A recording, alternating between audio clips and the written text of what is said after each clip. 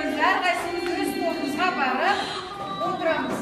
Балалар, бүгін біз әдебиет сабағында 3 топқа бөлінді. Көз, жаз және қыс болды. Енді тыңдаңызшы, мынау естіліп жатқан әуен кімнің әуені? Авторы кім? Айсана? Бұл Абай Құнанбаевтың өлеңі. Бұл Желсіз күнге жарық аяны. Жақсы, тамаша, отыра ғой. Сабағымыздың негізгі тақырыбы 7-ші Абайдың қара сөзі. Бүгінгі мақсатымыз шығармадағы кейіпкерлер қарым-қатынасын отбасылық құндылық тұрғысынан талдау және әдеби эссе жазу. Бұл біздің бүгінгі бірінші мақсатымыз. Екінші.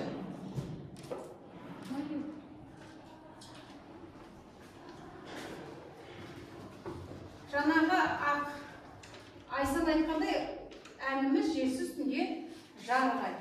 Енді сіздерді біз топқа бөлдік. Көз, қыс, жаз деп. Неге әр топ әртүрлі атаумен аталды? Кім түсіндіріп айта қояды? Біздің тобымыздың аты Көз. Бұл Абай Құнанбаевтың өлеңі 1888 жылы жарық көрген. Сұр бұл сөз оққандай жазған, көз болып туған жерді басқан, білмеймен тойған ма, тоңған ма, жоқ ойнап бие қашқан, тай жарысқан, жасыл шөп бәйшешек жоқ бұрынғыдай, жастар күлмес жүгірмес бала шулай, қайыршы шал кетіп, бүрсе кетіп, жапырағынан айырған ағаш қурай. Жақсы, екінші жаз. Жаз. Бұл Абай Құнанбаевтың өлеңі.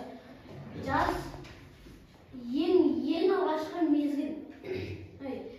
Жаз өлеңі ең алғаш болып шашарған. Ол көкпайын артынан жазылған.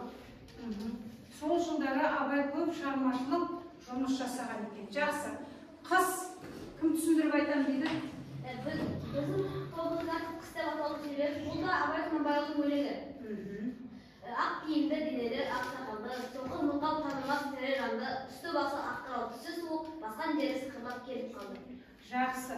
Қазіргі қыс мезгіліне байланысты жазылған екен. Енді әрбір топқа бөлінгеннен кейін топ басшылары бағалау парағы таратылып жатыр. Сол бойынша сендер бағалап отырасыңдар.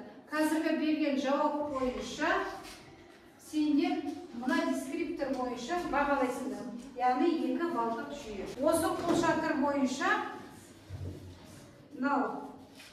тамшыларда тапсырмаларымыз бар. Абайдың шәкірттерінің аты Мағауия Абайұлы, Көкбай, Шәкір Құдайбергенұлы,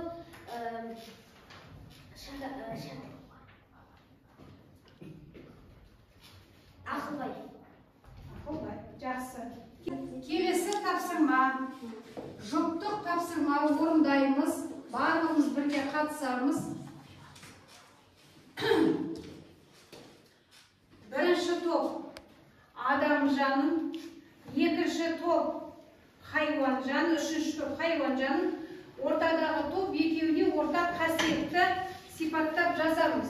Адам жаны мен хайуан жаны деген ұғымды салыстырып, өз ойларында айтасыңдар. 2 балдық жүйе бойынша бағалаймыз.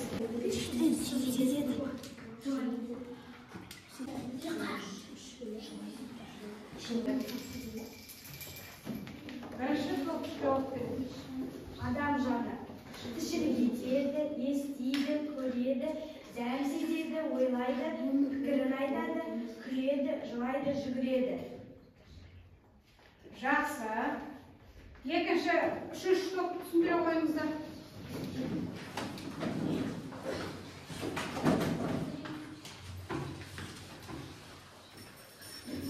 Хайуан жаны естиді, жейді, сезеді, жүреді, көреді, естиді, ұйықтайды, дыбыс шығарады, ішеді. Бұл хайуандардың жандары. Жақсы. Үшінші. Енді адамға да, хайуанға да ортақ қасиет. Жүреді, көреді, естиді, жейді, сезеді, тіршілік етеді. Жақсы, тамаша. Енді топ басшылары бағалап отырамыз. Соңында маған бағаға көмектесесіздер сіздер. Келесі тапсырма.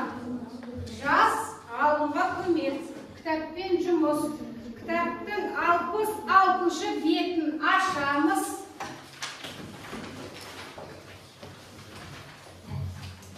Аштық па? Айсана оқи ғой. Жас ғалымға не көмек беріпті? Қара сөз дегеніміз не екен? Қара сөз немесе қақила. Қара сөздің мағынасы белгілі ғалым есімі былай деді. Абай ойына келген нәрселерді еркін айту үшін өзіне арнайы жанр ойлап тапқан. Ол сөз жанры ақынның қара сөздері, нағыз еркін ойдың жанры. Мұнда ешқандай бір дәстүрге, тәсілге бағынушылық жоқ. Ой еркін айтылған мазмұн өзіне лайықты форма тапқан. Көптеген философтар ойларын формаға бағындырып, немесе жүйе құрып әуре болғанын білеміз. Абай болса ондай істермен айналыспаған, өзіне айтқысы келген ойларын еркін білдірген. Жақсы, сонымен қара сөз дегеніміз не екен? Абайдың басқа ақындардан қандай айырмашылығы бар екен? Абайдың қара сөздеріне не түсіндік біз? Ал Тоғжан айта ғой. Абай өзінің қара сөзінде ол өзінің ойларын тек қана еркін жеткізді. Еркін жеткізді. Тағы да басқа жазушылардың қандай айырмашылығы? Өте жақсы, тамаша, жақсы. Давай. Абай басқа ақын жазушылардан артықшылығы өз қара сөздеріне білім, ғылым және адамдарды бірлікке шақыру туралы ой қосылған. Дұрыс айтады. Әртүрлі тақырыптарды қамтыды. Жақсы. Ақниет. Өз ойын еркін жеткізу үшін басқа жанр ойлап тапқан. Ол сөз жанры. Сөз жанры қара сөздің. Жақсы. Өте жақсы. Маған да ешкім қара сөз туралы сөйлемейді. Қара сөз дегеніміз не екен? Ақынның бірінші қара сөзінде не деп айтып еді? Өз сөзім өзіме, өз сөзгенім өзіме. Қажет адамдар өзіне керегін түртіп алады деп айтқан. Жақсы. Енді жақсы. Келесі тапсырмамыз эссе жазу. Ақынның айтар ойы. Енді қараңдар, біз бүгін әдеби эссе жазуымыз керек. Әдеби эссені жазбаш бұрын кіріспе бөлімінде 2 сөйлем, негізгі бөлімінде 5 сөйлем, қорытынды бөлімінде 2 сөйлем болуы тиіс. 3 топта дайын екен. 3 топта дайын екен. Ендеше эссе. Ақынның айтпақ ойы. Ал бағалаушы топ басшылары мына дискриптор сақталып тұрмеке, соны назар салып қарап отырамыз да, 3 балдық жүйеменен бағалап отырамыз. Ал Ағдәулет бастап оқи ғой. Тыңдаймыз. Абай ойшыл ақын. Абай ойшыл дегенде біздің ойымызға бірден қара сөздер есімізге түседі. Қара сөздері терең оймен түрлі пікірлерге тола құрылған жақсы мен жаман туралы баяндайды. Баланы алға қарай жақсы тәрбие алуға шақырады. Көкіректе сәуле жоқ, көңілде сенім жоқ деген сөзі дұрыс екен. Абайдың қара сөздерінің тәрбиелігі мәнісі зор. Сабақ қалай өтті? Кімнің қандай ойы бар мақсатында біз өз есебімізді шығарамыз, яғни рефлексия жасаймыз. Рефлексияның итог әдісі арқылы біздің барлығымызда ұялы телефонымыз бар, солай ма? Ұялы телефонымыз бар. Тикток әдісі бойынша қараймыз. Сабақ маған ұнады, айтарым бар, достармен бөлісемін, есімде сақтадым. Әркімнің қолында әртүрлі бағалау қиықшалары бар. Сол бойынша ойларыңды айтып, келіп, мына ұяшықтарға келіп салсаңыздар болады. Маған осындай сабақтар қатты ұнады, осындай сабақтар бола берсін.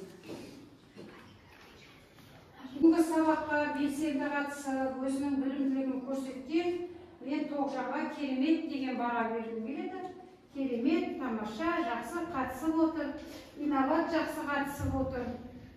Мына жақта Ақниет жақсы қатысып отыр. Бүгін бізде белсенді қатысқан Ақниет, Мөлдір, Ағдәулет, орташамен қатысқан Асанжу және Бибарыс. Жақсы. Ендеше бағалы парақтар маған өткізіңіздер, мен өткізейін, сіздерге баға қоямын.